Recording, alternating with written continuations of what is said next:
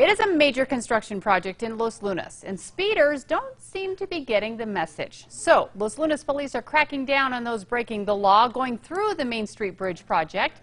News 13's Annalisa Pardo is live with a look at just how bad the problem is. Annalisa.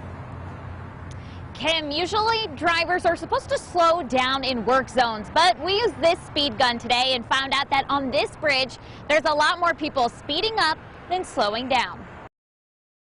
Yes, there's a lot of it. There's a lot of tailgating, and everybody's in a hurry to get somewhere, and they don't take into consideration that there are men working on this bridge. The problem is so bad that today, Los Lunas police lowered the speed limit on the bridge from 40 miles per hour to 30.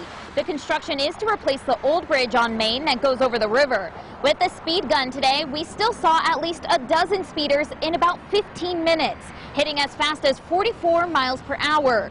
The numbers upsetting, but not surprising to people in town. Just slow down, try to consider the guys at work. You know, they have families too. They want to go home at the end of the day just like everybody else. Los Lunas police say they lowered the speed limit to help keep the workers safe. We saw at least 4 police cars out for about an hour today pulling people over for speeding. 26,000 cars cross the bridge every day, and police tell me this speed limit is still in effect on weekends and after work hours when the construction workers aren't doing their job. Kim? Okay, thanks, Annalisa. Now, if you are cited for speeding in a construction zone, the fine is double. Police will continue to patrol the entire span of that project, which is the next year.